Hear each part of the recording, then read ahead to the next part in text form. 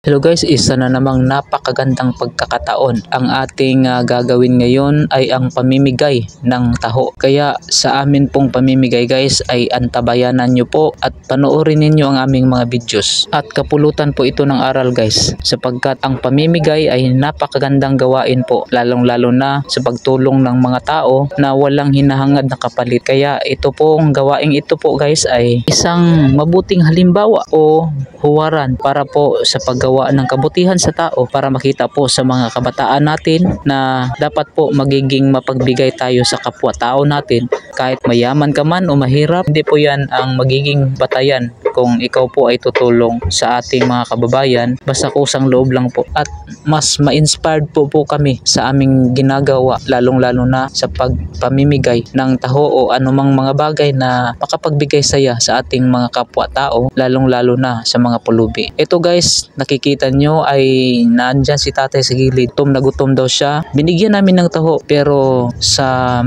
kabilang palad ay hindi po siya tumanggap. Tinanggihan po niya kami kasi gusto raw niya na kanin at ulam daw ang kanyang kainin. Kaya tiningnan ni Boss Ruben ang kanyang pitaka at iniabot niya ang kunting barya na naiwan doon sa kanyang pitaka dahil ang gusto ni tatay ay yun, makakain ng panghapunan. Nakadaan daw siya doon sa nagprito ng manok. Mabango daw po guys, kaya gusto niyang kumain, subalit wala po siyang pambili. Napakasaya. Makikita natin sa kanyang mukha na sobrang saya ni tatay na makabili daw siya ng pagkain o hapunan sa gabing ito. At ngayon guys ay tutungo naman tayo sa ibang lugar na kung saan ay meron pong natutulog sa gilid-gilid lang guys. Nakita natin si tatay. Nag-iisa lang si tatay na matutulog daw siya dyan. So wala na kaming magawa guys kasi taho lang talaga ang mabigay namin. Kaya yun, inabutan namin siya ng taho at masaya naman din po siya kasi hindi pa po daw siya nakakain ng taho. So yun, hindi namin po ikahiya din na magbigay ng taho kasi ito po ay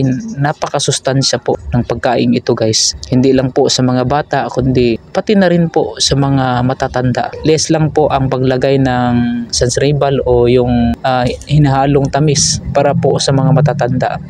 Kaya sa pag-alis po namin, bakas po sa kanyang mukha kay tatay na masayang masaya po siya kasi makakain daw po siya ng special at masustansyang taho. In-interview namin si tatay guys, sabi niya palaboy-laboy lang daw siya at dyan daw po siya natutulog at halimbawa abutan siya sa ibang lugar ng gabi, doon na lang din siya matutulog guys sa gilid, sa tabi-tabi lang po. Laban lang tayo sa buhay. Kaya yun, nakakagaan ng loob na nakakatulong tayo kahit sa kunting paraan lang o bagay na naibigay natin sa kanila.